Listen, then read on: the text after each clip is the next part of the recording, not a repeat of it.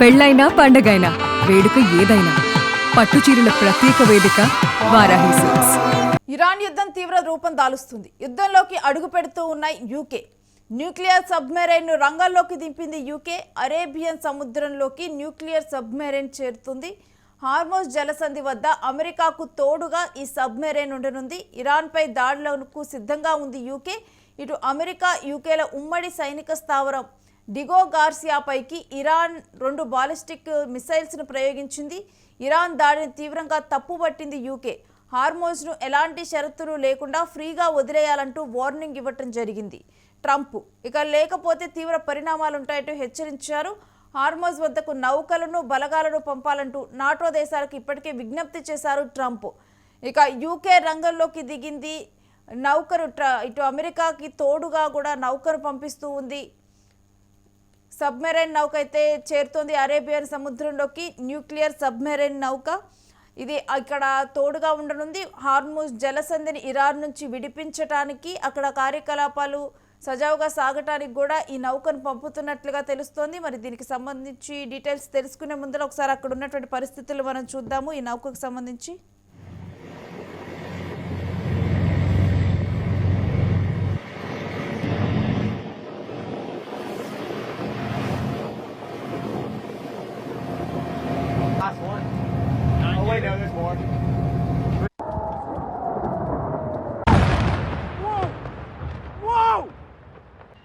Abba, this is...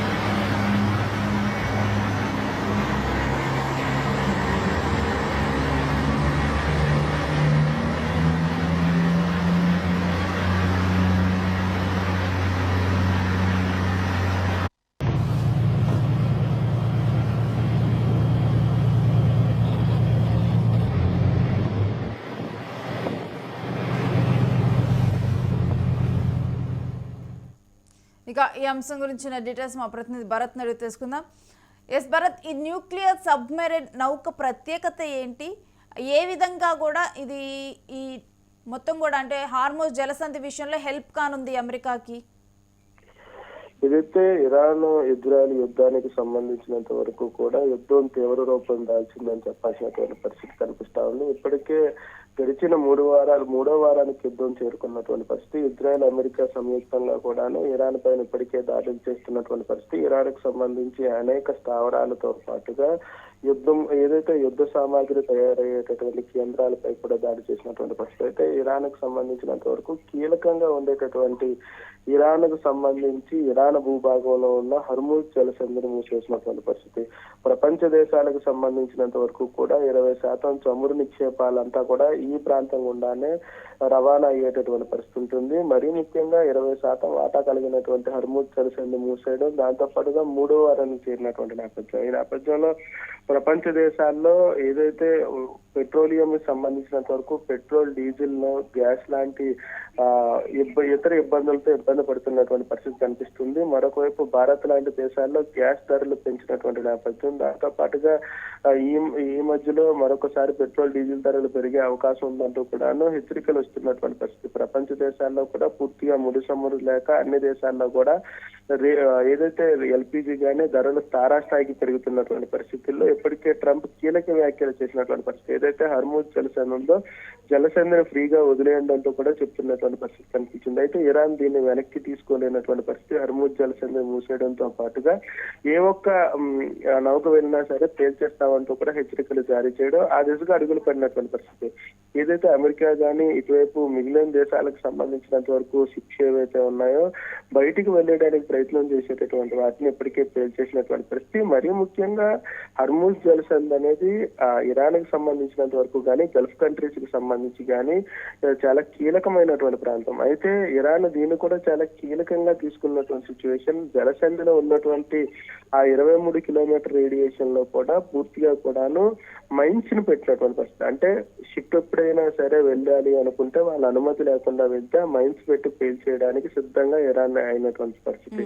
ఈ నేపథ్యంలో Trump అక్కడ ఉన్నటువంటి ఏదైతే హర్మూజ్ జలసంధిని మూసినటువంటి మూస్తే మీ పైన తీవ్ర పరిణామాలు ఉంటాయంటూ కూడా హెచ్చరికలు జారీ చేసినప్పటికీ కూడా ఇరాన్ వెనక్కి తగ్గకుండా మూసేటటువంటి పరిస్థితి. ఈ నేపథ్యంలోనే అమెరికా ట్రంప్ ఇప్పటికే కీలక వ్యాఖ్యలు చేసినటువంటి సిచ్యువేషన్ కనిపిస్తుంది. హర్మూజ్ జలసంధిలో ఉన్నటువంటి షిప్స్ అన్నింటినీ కూడా ఫ్రీగా వదలకపోతే తీవ్ర పరిణామాలు ఉంటాయి, దీనికి సంబంధించినంత వరకు మద్దతు ఇవ్వండి అంటూ కూడా నాటో దేశాలకి విజ్ఞప్తి చేసినటువంటి పరిస్థితి. అయితే ఇదంతా పక్కన పెడితే అమెరికా యూకేకి సంబంధించినంత వరకు ఇజ్రాయెల్ లో ఉన్నటువంటి స్థావరానికి సంబంధించి దిగువలో ఏదైతే బాలిస్టిక్ మిజైల్స్ ను ప్రయోగించడంపై యూకే తీవ్ర స్థాయిలో ఏదైతే ఇరాన్ పైన వ్యాఖ్యలు చేసినటువంటి సిచ్యువేషన్, ఏదైతే యుద్ధ రీతి మారిపోయినటువంటి పరిస్థితి. యూకే కూడా దీన్ని తీవ్ర పరిణామాలుగా పరిగణించడంతో పాటుగా ఇరాన్ కు సంబంధించినంత వరకు హర్మూజ్ జలసంధి వద్దకి యూకేకి సంబంధించిన న్యూక్లియర్ సబ్మెరైన్ పంపించినటువంటి సిచ్యువేషన్. ఈ న్యూక్లియర్ సబ్మెరైన్ ఏదైతే ఉందో న్యూక్లియర్ వెపన్స్ తో పాటుగా రాడార్ గానీ అదేవిధంగా సబ్మెరీన్ యొక్క కదలికలు గానీ ఏది కూడా మిగిలిన షిప్స్ కి తెలియకుండా ఉండేటటువంటి పరిస్థితి ఉంటుంది. అదేవిధంగా భూభాగంలో ఉన్నటువంటి ఏదైతే షిప్స్ వచ్చేటటువంటి ప్రాంతానికి సంబంధించి కూడా అది కీలకంగా ఉండేటటువంటి పరిస్థితి. ఎందుకంటే న్యూక్లియర్ సబ్మెరీన్ అక్కడ ఉన్నది అనుకుంటే మాత్రం ఖచ్చితంగా దాని యొక్క తీవ్ర స్థాయి పెంచేటటువంటి పరిస్థితి, యుద్ధ రీతిని కూడా చాలా మార్చేసేటటువంటి పరిస్థితి ఉంటుంది. న్యూక్లియర్ సబ్మెరీన్ ఉందనుకుంటే దానికి సంబంధించి రక్షణ వ్యవస్థగా 3 నుంచి 4 సబ్మెరైన్ తో పాటుగా ఏదైతే సీ పై లెవెల్లో ఉండేటటువంటి ప్రాంతాల్లో షిప్స్ కూడా ఉన్నటువంటి పరిస్థితి ఉంటుంది. న్యూక్లియర్ సబ్మెరైన్ కి సంబంధించి ఎటువంటి దాడి చేసినప్పటికీ కూడా పూర్తి స్థాయిలో దాని తీవ్రత చాలా ఎక్కువగా ఉండేటటువంటి పరిస్థితి ఉంటుంది. అందుకే న్యూక్లియర్ సబ్మెరైన్ వచ్చిందంటే ప్రపంచ దేశాలు భయపడేటటువంటి పరిస్థితి ఉండేటటువంటి సిచ్యువేషన్. ఎందుకంటే అక్కడ ఉండేటటువంటి యుద్ధ రీతి పక్కన పెడితే న్యూక్లియర్ సబ్మెరైన్ ఎటు వెళ్తుంది, దాన్ని దాడి ఎలా చేస్తారు, అసలు న్యూక్లియర్ సబ్మెరైన్ ఎక్కడ ఉందనేది కూడా కనిపెట్టడం భూభాగంలో ఉండే వాళ్ళకి చాలా కష్టంగా ఉండేటటువంటి పరిస్థితి. దాంతో పాటుగా అది క్యారీ చేసేటటువంటి వెపన్స్ కూడా చాలా తీవ్రంగా ఉండేటటువంటి బాలిస్టిక్ మిజైల్స్ తో పాటుగా అక్కడ ఉండేటటువంటి లోపల ఉండేటటువంటి అండర్ మైన్స్ ఏదైతే ఇప్పటికే ఇరాన్ పూర్తి స్థాయిలో హర్మూజ్ జలసంధి అంతా కూడా మైన్స్ ఏర్పాటు చేసినటువంటి పరిస్థితుల్లో ఆ మైన్స్ ని కూడా తప్పించుకుంటూ లోపలికి వెళ్లి దాడి చేసేటటువంటి టెక్నాలజీ న్యూక్లియర్ వ్యవస్థలో ఉంటుంది. అటువంటి న్యూక్లియర్ సబ్మెరైన్ తీసుకొచ్చినటువంటి నేపథ్యంలో వాటిని నిర్వీర్యం చేసేందుకు ఏదైతే మైన్స్ ను కూడా నిర్వీర్యం చేసే టెక్నాలజీ వాళ్ళ దగ్గర ఉండేటటువంటి పరిస్థితి ఉంటుంది. ఈ నేపథ్యంలో ఇరాన్ కి ఇది ఒక పెద్ద విపత్తుగానే చెప్పాల్సినటువంటి పరిస్థితి ఉంటుంది. కానీ ఇరాన్ కూడా యుద్ధ రీతిని మార్చినటువంటి పరిస్థితి. ఎందుకంటే ప్రపంచ దేశాలకు సంబంధించినంత వరకు చమురును అందించేటటువంటి హర్మూజ్ జలసంధిని మూసేయడంతో ప్రపంచ దేశాలని కూడా తన వైపు తిప్పుకునే విధంగా తన కార్యాచరణ జరుగుతున్నటువంటి పరిస్థితి. మరీ ముఖ్యంగా ఇరాన్ కు సంబంధించి కొత్త సుప్రీం లీడర్ ఏదైతే ఖమేనీ మృతి తర్వాత ఇప్పుడు వచ్చినటువంటి కొత్త సుప్రీం లీడర్ కీలక వ్యాఖ్యలు చేస్తున్నటువంటి పరిణామం. ఎందుకంటే గల్ఫ్ కంట్రీలు తమ చేతుల్లోనే ఉంటాయి, తమ ఆధీనంలోనే ఉంటాయి, తాము ఏం చెప్తే అదే చేసే విధంగా ఉంటాయి, లేకపోతే ఏం చేయాలో మాకు తెలుసు అనేది కూడా ఇరాన్ కొత్త సుప్రీం లీడర్ చెప్తున్నటువంటి పరిస్థితి. అయితే ఇదంతా ఒకవైపు అయితే యూకే అమెరికాకు సంబంధించినంత వరకు మద్దతు ఇస్తూ న్యూక్లియర్ సబ్మెరైన్ పంపించినప్పటికీ ఇరాన్ వెనక్కి తగ్గుతుందా అంటే అది వెనక్కి తగ్గే పరిస్థితి లేదని చెప్పాల్సినటువంటి సిచ్యువేషన్ ఉంది. ఎందుకంటే ఇజ్రాయెల్ అమెరికా యూకేకి సంబంధించినంత వరకు కూడాను దాడి చేస్తున్నప్పటికీ ఇరాన్ ఎక్కడా వెనక్కి తగ్గట్లేదు, ఒంటరి పోరాటమే చేస్తున్నటువంటి పరిస్థితి. ఒకవైపు రష్యా కానీ మిగిలిన దేశాలు కూడాను మధ్యవర్తిత్వం వహిస్తాము, యుద్ధాన్ని ఆపండి అంటూ చెప్తున్నటువంటి పరిస్థితుల్లో ఇరాన్ ఎక్కడ వెనక్కి తగ్గట్లేదు. యుద్ధం ఆపేది మేమే, అమెరికా కాదు. అమెరికా ట్రంప్ చేసినటువంటి వ్యాఖ్యలు కీలకంగా తీసుకుంటాం. మరీ ముఖ్యంగా ఇరాన్ కు సంబంధించినంత వరకు తమ సుప్రీం లీడర్ ఖమేనీకి సంబంధించినంత వరకు కూడాను మృతి తర్వాత పూర్తిగా కూడాను అమెరికా ఇజ్రాయెల్ పైన రగిలిపోతున్నటువంటి పరిస్థితి. దీని నేపథ్యంలోనే ఇజ్రాయెల్ కి సంబంధించినంత వరకు కూడా ఎంత దాడి చేసినప్పటికీ తిరిగి తమ దాడి స్థాయిని పెంచుతుంది, బాలిస్టిక్ మిజైల్స్ వినియోగిస్తుంది, మరి ఇంకా సూపర్సోనిక్ మిజైల్స్ తీసుకొచ్చిన ఆశ్చర్యపోయే పరిస్థితి. అంటే భారత్ ఈ న్యూక్లియర్ సబ్మెరైన్స్ హెల్ప్ తో ఇప్పుడు అమెరికా హార్మోజ్ జలసంధి మీద పైచేయి సాధించగలుగుతుందా, లేకపోతే ఇరాన్ ధీటుగా ఎదుర్కోగలుగుతుందా? ఖచ్చితంగా న్యూక్లియర్ సబ్మెరైన్ వస్తే యుద్ధ రీతి మారే అవకాశం ఉంటుంది. అయినప్పటికీ కూడా ఇరాన్ వెనక్కి తగ్గే పరిస్థితే కనిపించట్లేదు. ఎందుకంటే ఇరాన్ పూర్తిగా తన యొక్క స్వభావం కోల్పోతున్నప్పటికీ, ఎందుకంటే తన వనరులు కోల్పోతుంది. ఒకవైపు తమకు సంబంధించిన భూభాగంలో ఉన్నటువంటి అన్ని వనరులు కూడా ధ్వంసం అయిపోతున్నటువంటి పరిస్థితి, తమ యుద్ధానికి సంబంధించిన సామాగ్రి ధ్వంసం అవుతున్నటువంటి సిచ్యువేషన్, తమ ఆర్థిక వ్యవస్థ కూలిపోతున్నటువంటి పరిస్థితి. ప్రపంచ దేశాలకి సంబంధించినంత వరకు కూడా ఇరాన్ ఆర్థిక వ్యవస్థ కుప్పకూలిపోయినటువంటి సిచ్యువేషన్. అయినప్పటికీ కూడా ఇరాన్ వెనక్కి తగ్గలేనటువంటి సిచ్యువేషన్ కనిపిస్తుంది. ఎందుకంటే ఇరాన్ కు సంబంధించినంత వరకు కూడా బాలిస్టిక్ మిజైల్స్ తో పాటుగా ఆయుధ సంపత్తి ఏదైతే అత్యంత కారు చౌకగా ఉండేటటువంటి డ్రోన్స్ తో దాడి చేసి ఇరాన్ పైన బేకర్ దాడులు చేసినప్పటికీ కూడాను ఇజ్రాయెల్ పైన డ్రోన్స్ తోటి తన పక్కన ఉండేటటువంటి గల్ఫ్ కంట్రీస్ పైన డ్రోన్స్ తోటి దాడులు చేసినటువంటి నేపథ్యం. అయితే దీంట్లో బాలిస్టిక్ మిజైల్స్ వినియోగించడంతో ఒకసారిగా అమెరికా ఇజ్రాయెల్ కూడా కంగు తినేటటువంటి పరిస్థితి. ఇంకా వీళ్ళ దగ్గర మిజైల్స్ ఉన్నాయా, ఇంకేమున్నాయంటూ కూడా వాళ్ళ ఫేస్ లో క్వశ్చన్ మార్క్ వచ్చేటటువంటి పరిస్థితి. భరత్, అంటే మీరు చెప్పినట్లే మనం చూస్తే గనక ఖమేనీ చనిపోయారు, ఆ తర్వాత చాలా ఇంపార్టెంట్ కీలకమైన నేతలు చనిపోయారు. అయినప్పటికీ కూడా ఇరాన్ ఏమాత్రం కూడా వెనక్కి తగ్గటం లేదు. అంటే ఆలోచనలో కూడా చాలా మెరుగ్గా ఉంది ఇరాన్, స్ట్రాటజీస్లో కూడా అని చూడాలా, లేకపోతే ముందుగానే ఒక స్ట్రాటజీ రచించుకుంది అనుకోవాలా? అందరికీ కూడా ఆ స్ట్రాటజీ అంటే అందరూ కలిసి కూడా అంటే ఎవరు ఉన్నా లేకపోయినా కానీ ఈ యుద్ధం కొనసాగే విధంగా ఒక స్ట్రాటజీ ఉందనుకోవాలా? ఖచ్చితంగా ఇరాన్కి సంబంధించినంత వరకు కూడాను ప్రపంచ దేశానికి సంబంధించి చమురు వాటా అందించే హర్మూజ్ జలసంధి కీలకం. ఈ హర్మూజ్ జలసంధి తన చేతిలో పెట్టుకుంటే ప్రపంచ దేశాలన్నీ కూడా తనకు మద్దతు ఇచ్చేటటువంటి పరిస్థితి ఉంటుందంటూ కూడా హర్మూజ్ జలసంధి మూసేటటువంటి పరిస్థితి. ఎందుకంటే ప్రపంచ దేశాలకు సంబంధించి 20% చమురు వాటా అక్కడి నుంచే వెళ్లాల్సినటువంటి సిచ్యువేషన్ ఉంటుంది. అంటే చమురు, పెట్రోల్, డీజిల్, ఎల్పిజితో పాటుగా ఇతర ఉండేటటువంటి చమురుకు సంబంధించిన అంశాలకు సంబంధించి కూడా 20% వాటా కలిగినటువంటి ప్రదేశం. అటువంటివి సుమారుగా రోజుకి 2 నుంచి అంటే సంవత్సరంలో దాదాపు 1,00,000కు పైగా షిప్లు అక్కడ వెళ్ళేటటువంటి పరిస్థితి ఉంటుంది. అటువంటి జలసంధిని మూసేసి అమెరికాకి పూర్తిగా హెచ్చరికలు జారీ చేసిందనే చెప్పాల్సినటువంటి సిచ్యువేషన్ ఉంటుంది. దాంతో పాటుగా ప్రపంచ దేశాలని ఇరుకును పెట్టేటటువంటి పరిస్థితి. అంటే తను యుద్ధంలో లేకపోయినప్పటికీ కూడా హర్మూజ్ జలసంధిని మూసి ప్రపంచ దేశాలని కూడా తన వైపు తిప్పుకోవడానికి ఒక స్ట్రాటజీ పన్నాగం పన్నిందనే చెప్పాల్సినటువంటి ఉంటుంది.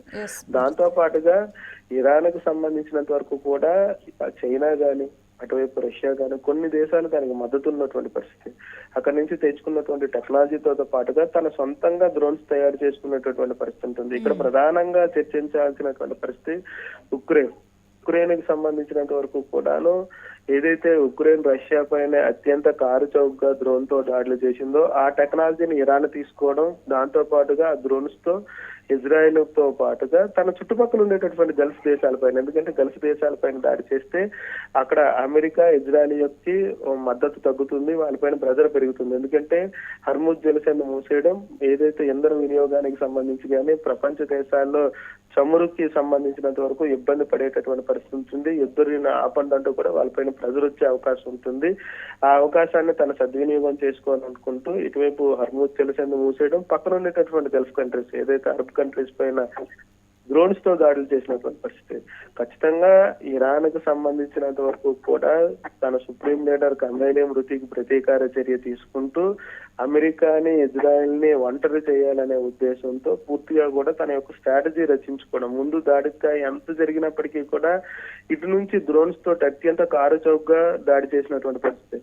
దాంతో పాటుగా ఇప్పుడు తన దగ్గర ఉన్నటువంటి అణ్వాయుధాలను ఒక్కొక్కటి బయటకు తీసుకొస్తున్నటువంటి సిచ్యువేషన్ కనిపిస్తుంది. ఎందుకంటే బాలిస్టిక్ మిజైల్స్ వినియోగించడంతో ఒక్కసారిగా అమెరికా, ఇజ్రాయెలే కంగుతున్నాయి అనుకుంటే ఆ పరిస్థితిని అర్థం చేసుకోవచ్చు. ఎందుకంటే F-16, F-35 లాంటి విమానాలను పూర్తి చేసేటటువంటి టెక్నాలజీ ఇరాన్ తీసుకొచ్చినటువంటి సిచ్యువేషన్. ఈ నేపథ్యంలో దాడి స్థాయిని పెంచుతూ ప్రపంచ దేశాలని తన వైపు తిప్పుకోవడానికి ఇది ఒక స్ట్రాటజీగానే చెప్పాల్సినటువంటి పరిస్థితి ఉంటుంది. ఇప్పుడు అప్పుడే యుద్ధం ముగిసే అవకాశం కూడా కనిపించే పరిస్థితి లేదు. ఎందుకంటే ఇరాన్ ఖచ్చితంగా తనకంటూ షరతులు పెట్టినటువంటి సిచ్యువేషన్ ఉంది. రేపొద్దున్న ఎప్పుడైనా తమ పైన దాడి చేయకూడదు, హర్మూజ్ జలసంధికి సంబంధించినంత వరకు వ్యవహారాలన్నీ తన దగ్గరే ఉండిపోతాయి. దాంతో పాటుగా గల్ఫ్ కంట్రీస్ యొక్క వ్యవస్థనంతటినీ కూడాను తమ చెప్పు చేతుల్లోకి పెట్టుకోవడం, దాంతో పాటుగా ఇరాన్ అభివృద్ధికి అమెరికా గాని, ఇజ్రాయెల్ గాని పూర్తిగా కూడా ఆర్థిక సహాయం చేయలేనటువంటి 3 అంశాలను ఇప్పటికే పెట్టినటువంటి సిచ్యువేషన్. మరి ఈ యుద్ధం ఇప్పుడప్పుడే ఆగే అవకాశం ఉందా అంటే ఖచ్చితంగా ఇప్పుడప్పుడే ఆగే అవకాశమే కనిపించట్లేదు. ఒకవైపు ట్రంప్ వెనక్కి తగ్గినప్పటికీ అమెరికాకు సంబంధించి అధ్యక్షుడు ట్రంప్ వెనక్కి తగ్గలేనటువంటి పరిస్థితి ఉంటుంది. మరొక వైపు ఇజ్రాయెల్కి సంబంధించినంత వరకు కూడా అమెరికా మద్దతు ఇవ్వడం, ఇరాన్ కు నూతన సుప్రీం లీడర్ ఎవరైతే వచ్చారో ఖమైనీ మృతి తర్వాత ప్రతీకార చర్యతో రగిలిపోతున్నటువంటి పరిస్థితి. ఎందుకంటే ఇప్పుడున్నటువంటి ఇరాన్ సుప్రీం లీడర్ ఖమైనీకి కొడుకు కాబట్టి ఖచ్చితంగా ఖమైనీ మృతికి ప్రతీకార చర్య తీసుకుంటామని చెప్పడంతో పాటుగా దాడి వ్యూహాన్ని కూడా పూర్తిగా మార్చేస్తున్నటువంటి సిచ్యువేషన్. ఇప్పటికే దాని వ్యూహాత్మకంగా గల్ఫ్ కంట్రీస్ తో పాటుగా పక్క దేశాలకు పాకుతున్నటువంటి సిచ్యువేషన్. ఈ రోజు యూకే తన సబ్మెరీన్ ని పంపించినప్పటికీ కూడా హర్ముజ్ జలసంధి పైన అమెరికా గాని యూకే గాని ఆధిపత్యం వహించిందంటే ఖచ్చితంగా ఇరాన్ ఊరుకునేటటువంటి పరిస్థితి ఉండదు. దానికి ప్రతీకార దాడులు చేస్తుంది. హర్ముజ్ జలసంధి తన చేతుల్లో పెట్టుకుంటుంది. లేకపోతే హర్ముజ్ జలసంధిలో ఉండేటటువంటి షిప్లను ఫెయిల్ చేస్తామంటూ కూడా హెచ్చరికలు జారీ అయినటువంటి పరిస్థితి. మరి ఏం జరుగుతుంది అనేది అయితే మాత్రం వేచి చూడాల్సినటువంటి పరిస్థితి ఉంది. Yes Bharat, thanks for your update. ఇక హార్మోజ్ జలసంధి దీన్ని స్వాధీనం చేసుకోవడానికి లేకపోతే దీని మీద ఆధిపత్యం చెలాయించడానికి ఇప్పుడు అమెరికానైతే యూకే తోడైంది. అమెరికాకి న్యూక్లియర్ సబ్మెరైన్ని పంపించింది. న్యూక్లియర్ సబ్మెరైన్ అంటేనే అసలు మిసైల్ ఇటు మనం చూస్తే కనుక అంటే శాటిలైట్స్ కానీ ఇవేవి కూడా గుర్తించలేవు దాన్ని, అంత అత్యాధునిక టెక్నాలజీతో ఉంటుంది. ఇక ఈ సబ్మెరైన్ ఉందనుకుంటే కనుక పూర్తిగా కూడా ప్రొటెక్షన్ ఉంటుంది, అత్యాధునిక మిసైల్స్ని అది క్యారీ చేస్తుంది. ఇక అలాంటి ఒక సబ్మెరైన్, న్యూక్లియర్ సబ్మెరైన్ వచ్చినా కానీ హార్మోజ్ జలసంధి విషయంలో అమెరికా ఆధిపత్యం మాత్రం చాలా వరకు క్వశ్చన్ మార్కే. ఇరాన్ ఏమాత్రం కూడా వెనక్కి తగ్గదు. ఎందుకంటే ఇప్పుడు మనం చూస్తూ ఉన్నాం, అంచనాలకు మించి ఇరాన్ చాలా మిసైల్స్ కానీ టెక్నాలజీ పరంగా కూడా ప్రయోగిస్తూ ఉన్న క్రమంలో ఇక ఇరాన్ కూడా వెనక్కి తగ్గదని తెలుస్తోంది. మరి చూడాలి ఈ న్యూక్లియర్ సబ్మెరైన్ అరైవ్ అయిన తరువాత ఎటువంటి సిచ్యువేషన్స్ ఉన్నాయి, ఇరాన్ ఏ విధంగా దీన్ని అడ్డుకోనుంది, హార్మోజ్ జలసంధి మీద ఎవరు ఆధిపత్యం ఉండనుండదు అనేది.